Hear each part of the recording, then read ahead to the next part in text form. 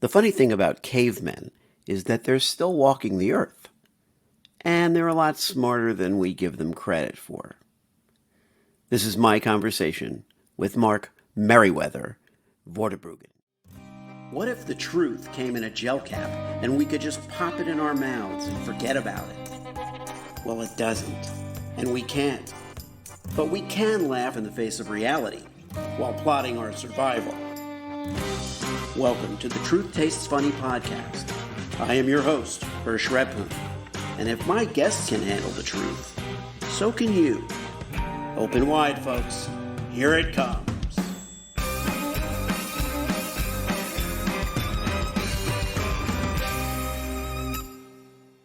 I'm here with Mark Merriwether Vorderbruggen, Ph.D. chemist and herbalist, and he's been kind enough to come on our show today. We're going to talk about humans. We're going to talk about the world we live in and how we can human better, maybe.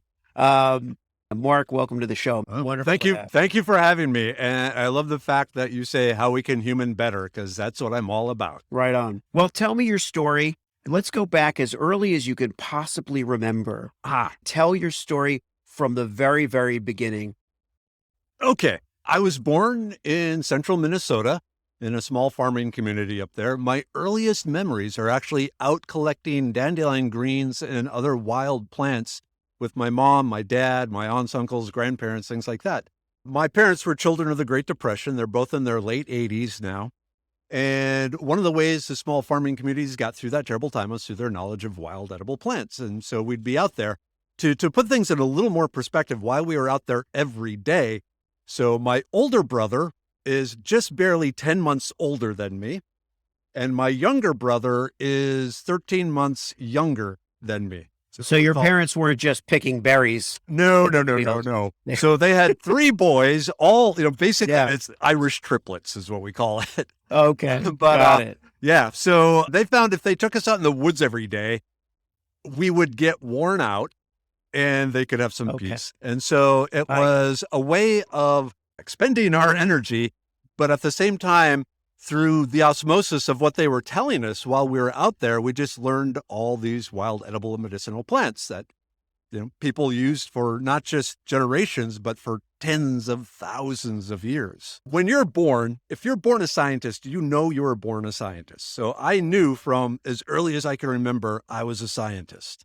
And my plan was to be an astronaut. And so I was born in 1968. I'm 54 years old. But at the time, the tallest an astronaut could be in NASA was 6'3". They couldn't make the spacesuits bigger than that. And I hit 6'5" before I entered high school. So it's like, damn, that's not what I'm going to do. So the next thing I thought, well, I love plants. I love what they can do for us. How about botany? I looked into botany. You don't make any money as a botanist. So I decided chemistry. And in particular, what I wanted to focus on was natural products and their medicinal properties. So my career path through college was to become a pharmaceutical scientist. So I got a master's in what they called professional chemistry from South Dakota State University. Then I got a master's in medicinal chemistry and a Ph.D. in physical organic chemistry from Rensselaer Polytechnic in upstate New York, a small science-based school. Actually, one of the oldest schools in the nation, but they focus purely on science and mathematics. We'll throw mathematics in there too. Well, the closest I've come to any of those degrees was reading your bio. That was it. It's That's chemistry. The extent of my scientific training, just so you're aware of what you're dealing with. Not a problem. So the plan was I focused on natural products and the natural chemistry, because what a lot of pharmaceutical chemists do is they look at the natural products and then figure out how they can tweak it to make better. So I laid the groundwork for that as a career path. But then I graduated, ended up in Houston, Texas, and the oil industry said, hey, you know what? It's in the early 90s, or actually mid-90s, and they were on a kick to green everything, to make everything environmentally friendly, and said, you have skills no one else here has, so here's a ton of money to try and come up with green chemistry for the oil field. And it's like, wow, money? I've never had money before. You have my attention, sir. And for the next 18 years, that's what I did. My first patent was on using cinnamon as corrosion inhibitor for equipment compared to the much more toxic compounds that they had been using at the time. My last few were actually, so without going into great detail, there's good sand and there's bad sand. And bad sand can't be used for a lot of things because it crushes and breaks and does all sorts of stuff. So I came up with a way of self-assembling fake oyster shells on the surface of bad sand to turn it into good sand. So instead of shipping sand from very select sand deposits for use in construction and all these other things, because you need a good foundation if you're going to build a building, we could take bad sand and turn it into good sand, which is pretty cool. Now, as a chemist, the way to think of that is you are a cow. I produce the milk. The farmer takes the milk and sells the milk. I get a nice stall with some good hay in it. The farmer gets the nice house and the big truck and all that sort of stuff. So I don't make anything from the patents. That was my job, was basically to produce patents for whoever I was working for. The milk. Right. That was sort of, so the tradition is when you come up with a patent, the company gives you a silver dollar as payment for that patent, which I was smart enough to hold on to all those silver dollars. If you price silver dollars, that's my end of the world stash there. That's exactly. But that's not how the private sector is supposed to really work, in that you get a silver dollar for every patent you create. Pretty much somebody makes money on it. Yeah, but remember, they're paying for the lab. They're paying chemicals. That's right. That was my job. Now, at the same time, I had a secret life. And so when I first moved to Texas back in '96, back in the early days of the internet, I was going, all right, Texas, I can finally go outside all year round. There's not 8 feet of snow on the ground. And I started going online looking for places to go outdoor adventuring because I love the outdoors. And there really wasn't a good clearinghouse of fun things to do outside in Texas. So I made one, created a blog, and every weekend I'd go off on some adventure, and then I'd write, all the details, where I was, everything going on. And I saw these plants here, you can use this for that, just in the course of that, recording my adventures, mentioning some different edible and medicinal plants and mushrooms I was finding. It got to the point where people started contacting me and said, hey, we're going camping next weekend. You want to come with? And it's like, will there be beer there? Yeah, there'll be beer. All right, I'm in. Let's go. Drove my wife nuts because you don't know these people. It's like they're going camping. That makes them good people. The woods is a very target poor environment. Not if you've seen movies like Halloween, and if you've seen any horror movies, camping doesn't make people good people. It's not the campers that are in trouble; it's the people around there. But again, 6'5", Mohawk. Yeah, people treat me with respect. So anyway, in 2008, I was contacted by an organization, the Houston Arboretum. It's a big nature park in the center of Houston. Okay. And they said, hey, we hear you teach people wild edible, plants. Will you do a class for us? And I said, well, will I get beer? And they said, no, we can't give you beer. We can give you money. And I said, ooh, listen, I want you to know I get beer and I get a silver dollar. And if you don't have those things, I'm sorry. We're not going to do business together. But anyway, 2008, fall of 2008, I do a foraging class for the Houston Arboretum. Spring of 2009, I do 2 classes. Then it became a monthly class up until COVID hit in 2020. So for over a decade, I was in there. From there, it expanded all over Texas. Classes for museums and nature centers and nature preserves and state parks and historic sites and all this sort of thing. And it just kind of exploded. From there, I was contacted, actually a number of different foraging instructors around the nation were contacted by DK Publishing and said, hey, we want to make Idiot's Guide Foraging. And would you be interested in writing it? And several of us said, yeah. A lot of them said, no way in hell. The smart ones said, no way in hell. So passed the test. They picked me to be the writer. They gave me 3 months to write the book with 70 plants, detailed information, pictures, all this sort of thing, and 30 recipes in 3 months. So I locked myself in a room, wrote every night after my day job. On the weekends, I was out taking pictures of plants, doing all this sort of thing. One of the nice things about Texas, though, the publisher wanted the book to cover all of North America. But they weren't paying for travel. And in the 3 months time, there wasn't time to travel. But luckily, Texas has 14 different ecological zones. We have we have everything the rest of the country has. So that came out. Foraging Texas, the website hadn't been created, and my life is just a constant whirlwind of classes and everything. 2016 happens. The price of oil plummets. Everyone was laid off. The multi-billion-dollar company that I worked for no longer exists. We're talking like a $500 billion a year company gone. So, that's what it is. But then I moved into the consumer market. But from there, I dabbled in different things. But finally, in the January 2020, Medicine Man Plant Co., where I finally got to bring the ancient plants for modern health issues.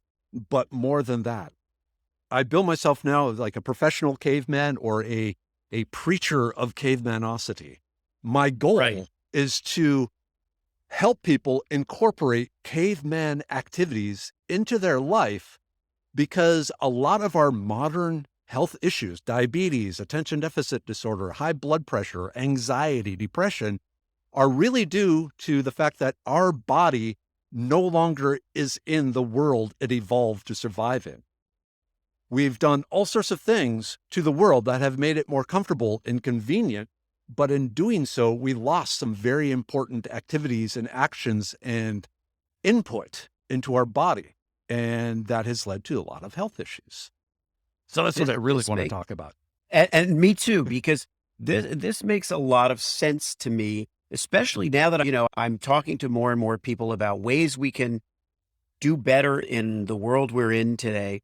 This is the first conversation I'm having about how the environments we've created around ourselves essentially have taken us in maybe the wrong direction. I grew up in Miami Beach, so I was born and raised near the ocean. I lived for a long time in California. Now I'm living in central United States, and I feel like something is off. Something is off, and it's not snobbery. Like at first you think, oh, well, you're used to being on the coasts in New York and LA and Miami, but it's really the ocean.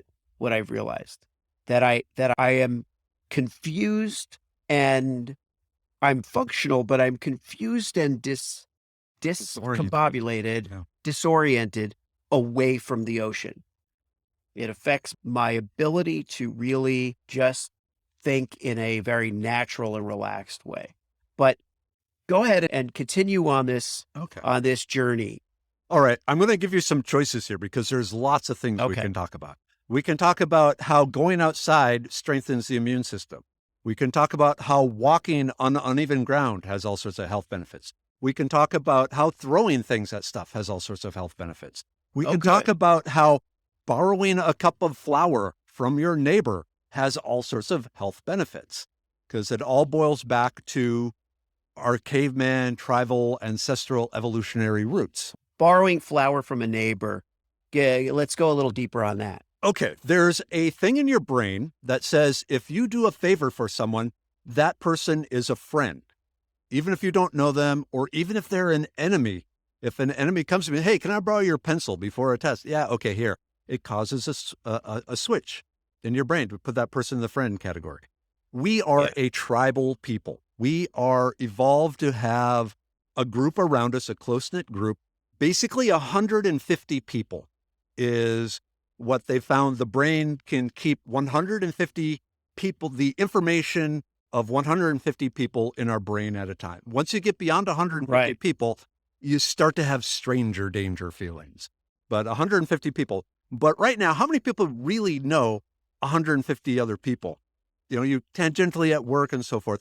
But one of the key things is your neighbors. We have, I like to call them geographic friends, the people around us every day.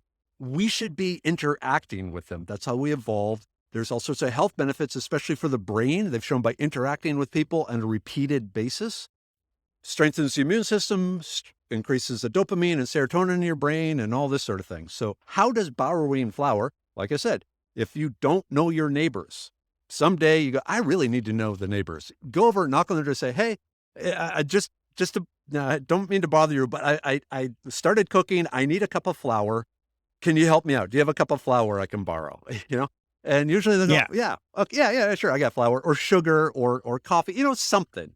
From that, now they go, oh, I helped this person. I knew this person. And by the way, I'm Mark. Blah, blah, blah, I'm going to eat the plants in your yard. Don't worry about it.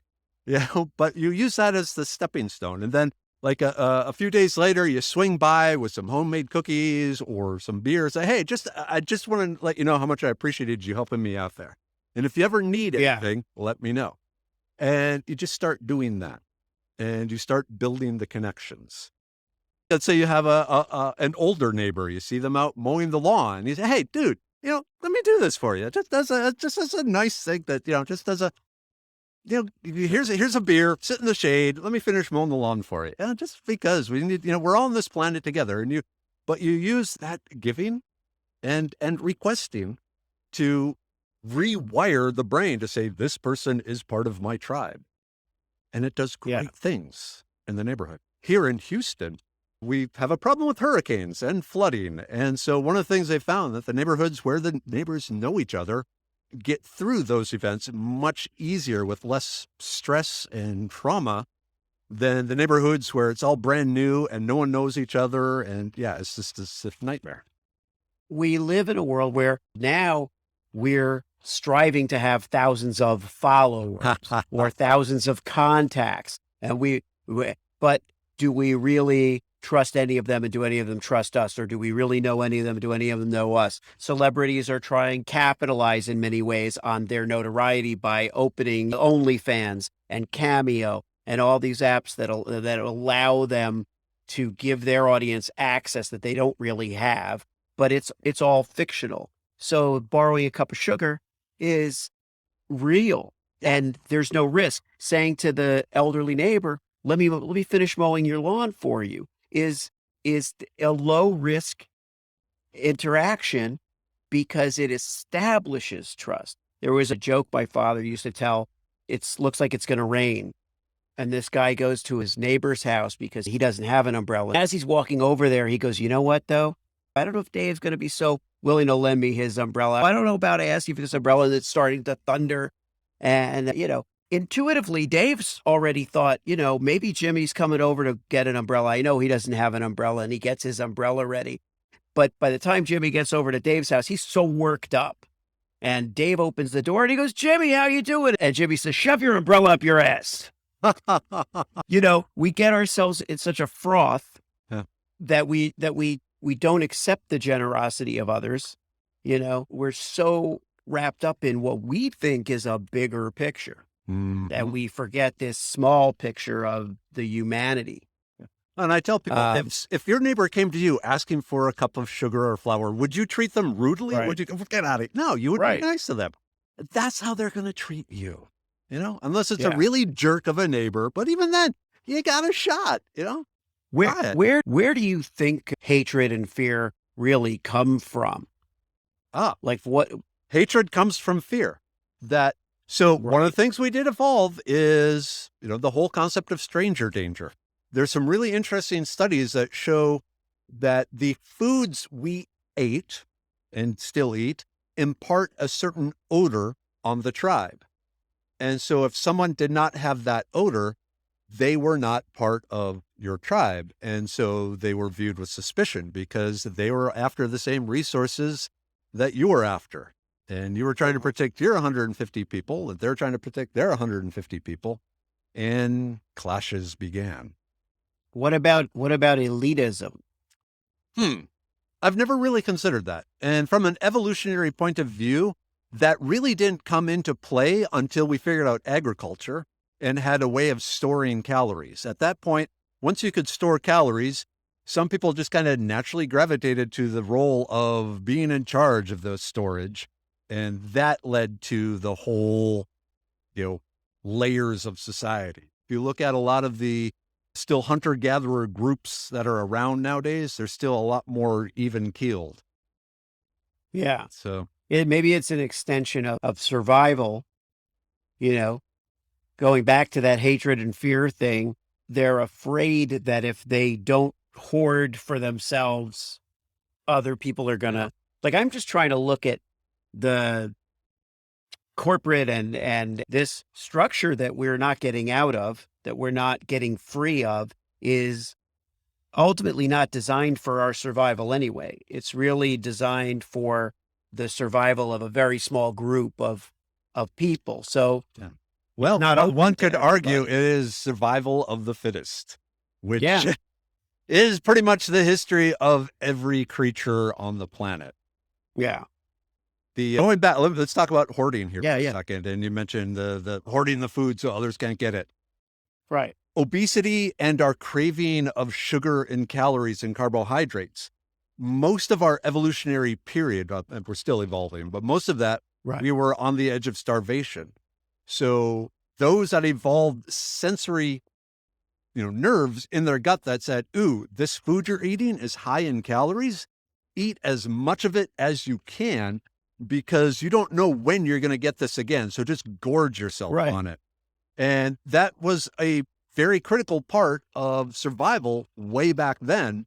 Nowadays, we have a pantry full of Doritos and Girl Scout cookies and all that sort of thing. So we eat a cookie and go, our brain is saying, oh, eat all of them. You're going to eat all these because you don't know when you're going to get it again. And, the brain doesn't understand there's a whole cabinet of them just waiting there, calling my name.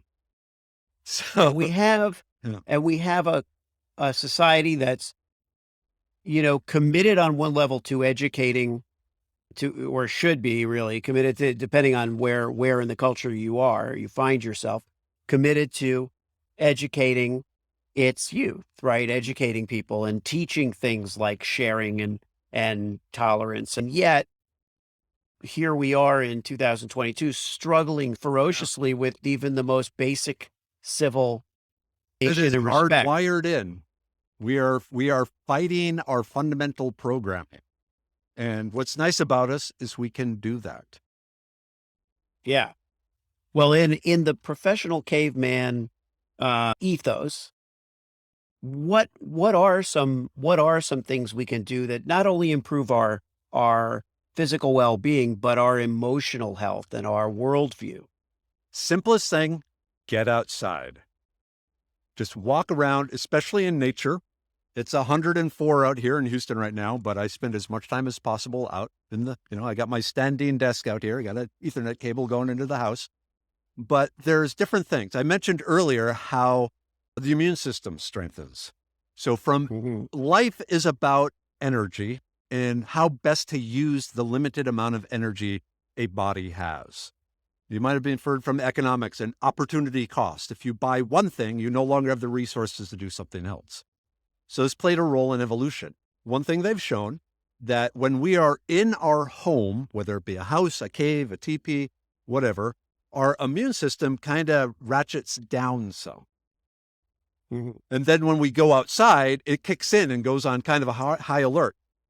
Right. So it's an energy thing. So because when you're outside your home, out in nature, in your caveman body, that's when you're in a riskier environment. You're more likely to be injured, get some, drink some bad water, get what's called beaver fever, something like that, pick up a disease from someone.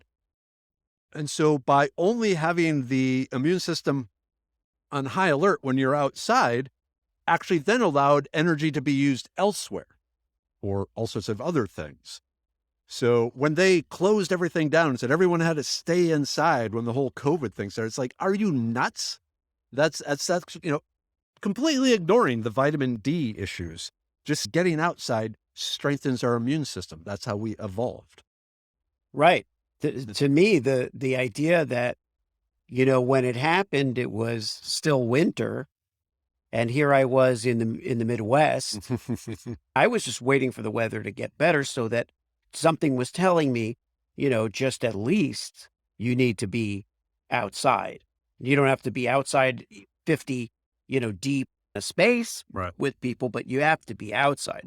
You have to start to walk around and get into nature somehow. What was your reaction, though, scientifically when the pandemic struck? So from the scientific point of view, it was no surprise whatsoever.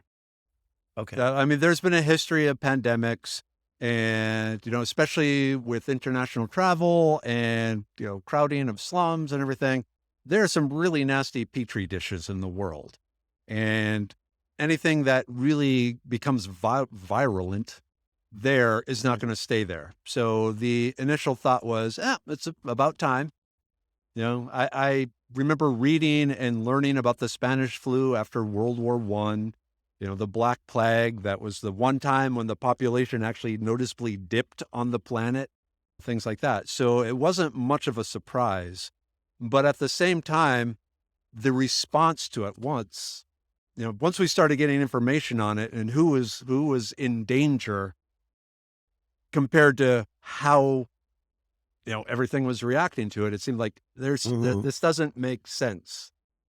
The four comorbidities, if you were overweight, high blood pressure, diabetic, or very old, then you are at risk. Everyone else, we've seen it. It's not I'm not going to say it's not an issue. There are some people, but in a statistical point of view, if you're young, healthy, all that, it was sniffles.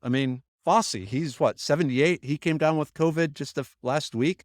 You haven't heard about him dying or anything like that. So, it's like, overreaction. We freak out because we have so little control. We freak out because we're not in control of our own lives. We require so much technology and so much formality in our infrastructure. We require so much infrastructure that we do panic because nature has become a threat to the average city dweller, right? Mm-hmm. You're dead on there. No pun intended. When you have a complex system like our modern life, it's very fragile. And for most of people's lives, they're thinking this wonderful system of groceries showing up at the grocery store, so I don't have to go out and kill a pig in the wild and all this stuff. It will always be here. And suddenly they were faced with the realization, this has been, the last 80 years or so on the planet has been so different than all the previous history of, chaos and uncertainty. But like you said, we became accustomed to and we expected that sort of lifestyle to go on uninterrupted. And so when that foundation was shook, it's just terror. Mm-hmm. A lot of the places that hosted me to teach during that time shut down. And I was getting hate mail from people. It's like, how can you not teach right now? It's the end of the world. We need to know this stuff because and it's like, I didn't shut me down. The organization that hosts me, that supplies the insurance so I can do these classes, shut it down. So talk to them. And B, you should have been studying this beforehand, because now it's. Oh, yeah. Yeah. So there's that. And then, of course, what you said about the fear of nature, from what I've seen, we're basically on the third generation now where every snake is poisonous. Every, plant is poison ivy. Not only do they not know nature, they are terrified of it. Yeah. But at the same time, they want to go out and play in it. If you let young kids go out and play in it, they're picking up sticks, they're picking up snakes, they're doing, and the parents are going, oh, don't do that. That's dangerous. That's poisonous. Or the parents don't have time to take the kids out into the nature, or the city they're living in doesn't have any safe green spaces. So there's a huge disconnect from nature, which leads to a misunderstanding really of how nature works and an overestimate of the threats it poses. So it all came crashing together. Yeah. Let's talk about the environment for a second and the threats we pose to the environment. What's your take both on what man's actual capability is for destruction of the planet and through climate change and just being bad custodians essentially of the earth, and what should we be doing? Okay, I'm gonna be a little pandemic here. When you say destruction of the earth, what do you mean? Are you talking about flaming cinder, airlift, or are we talking no longer ideal for what we believe is the ideal situation for humans? Yes, I'm really talking about livability and the quality of life that we feel we want to have on this planet, rather than Armageddon or global destruction or nuclear destruction, because I think we know what Yeah. we know what those capabilities are, and we know what those results are. Yeah. I'm talking more about you know, some people will say, well, the responsibility of humans is X.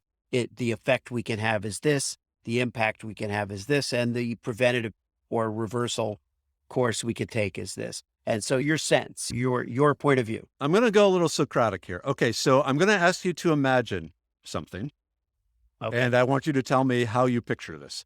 The time of the dinosaurs. What, in your mind, when you picture that, was the world like back then? Yeah, my suspicion is that the lines at the DMV were much shorter, probably. Yeah, I mean, obviously, Like I think plants? I just think of it as very natural and holistic and somewhat brutal from a human's point of view. Why? But well, Ignoring the because dinosaurs for a second, but just the yeah, environment itself. right. Well, I think I was thinking about the dinosaurs. I was thinking about, the survival of the fittest concept. But if there's one word that I could use, I would say natural in the most basic sense, Okay. because the structure, the activity was all very natural and organic, in that there was nobody who'd figured out yet how to corrupt the earth with anything more complicated, I guess, or Okay. had not yet been able to complicate the earth. Okay.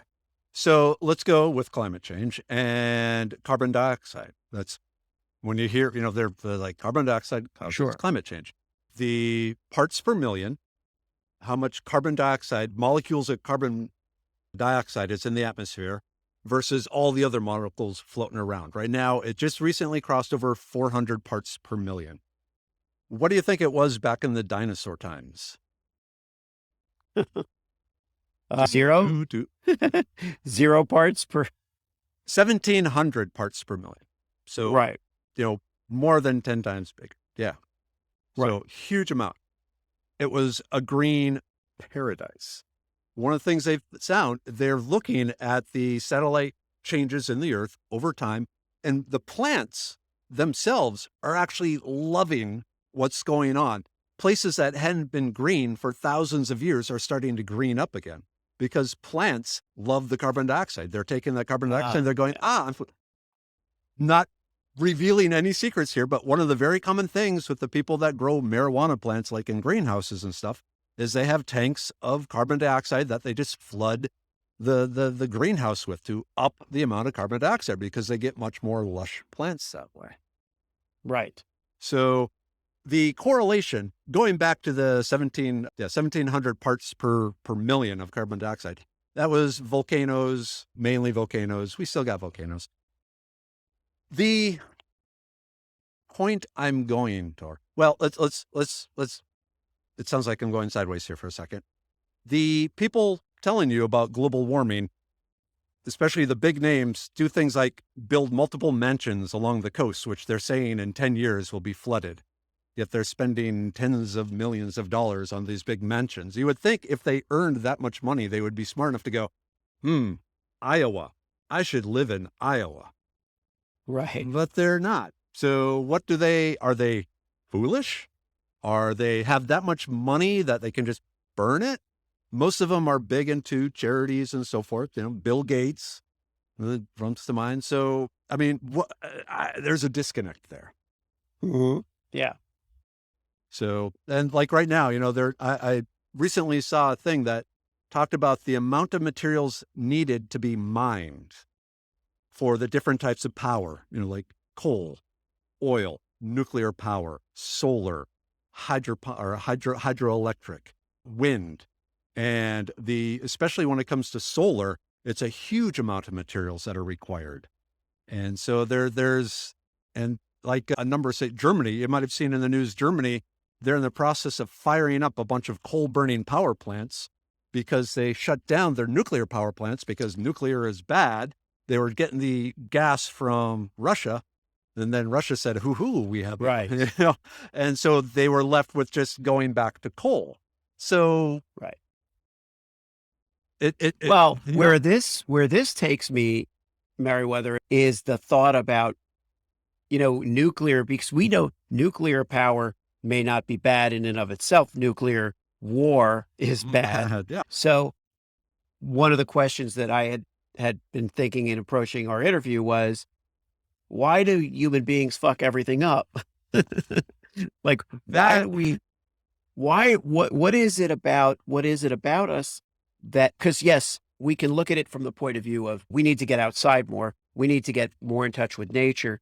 We need to start maybe shifting our view of what we expect and imagine the earth should be or ideally is in order to suit us. But why do we screw it up all the time? Why do we tend toward what feels like self-destruction? Because there's, what's the saying? No raindrop feels responsible for the flood.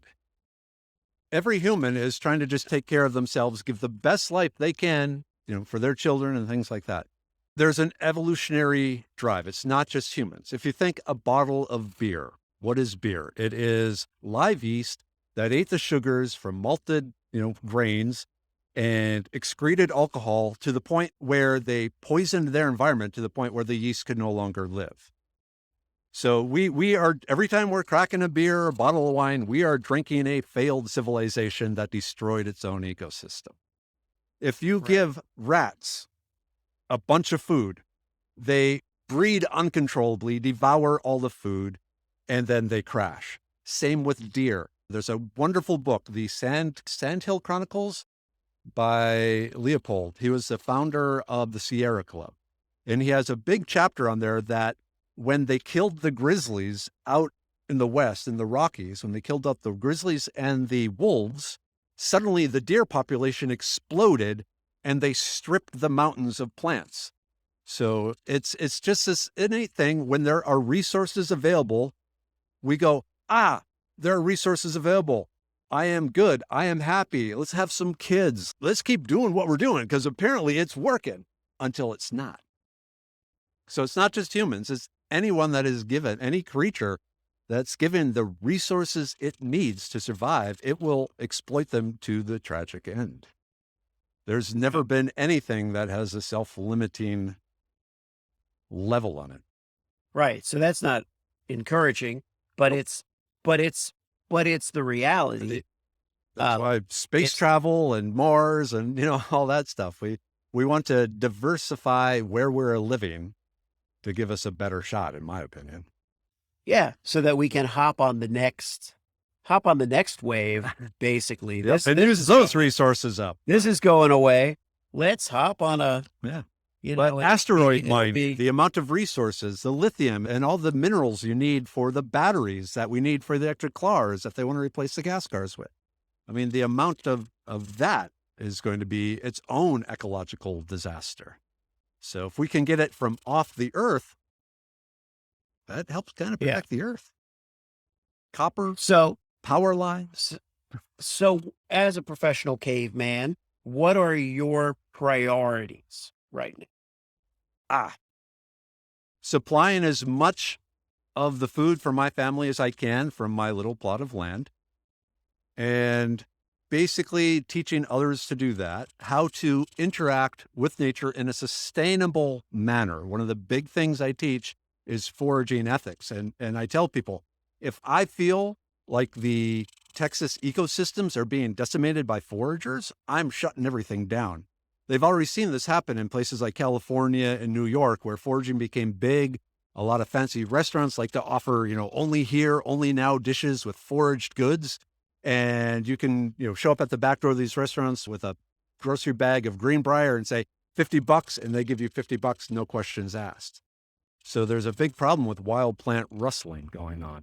So trying to do it in a sustainable manner, but trying to reattach people to nature, going back to the health benefits. We didn't even talk about why it works great to walk on uneven ground and the whole serotonin and dopamine you get from being out in nature.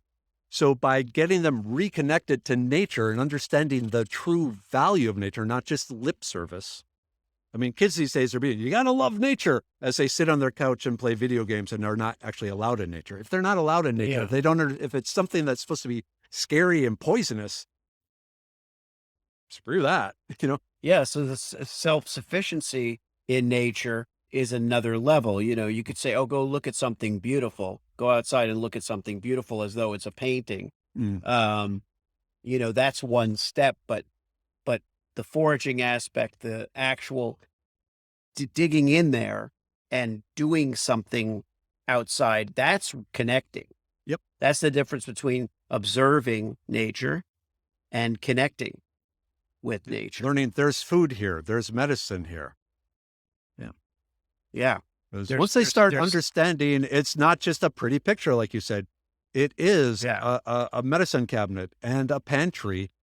Wow, really? Yeah. And I always, in everything I do, I bring up the scientific research that shows, these plants have proven to have this power. The new thinking outside the box is really getting outside the walls, getting beyond the walls, to use a Game of Thrones analogy. Go beyond the wall. And it's been wonderful speaking with you. There's a lot more to talk about. You're right. And I hope we have a chance to talk again. Thanks so much for tuning into Truth Tastes Funny.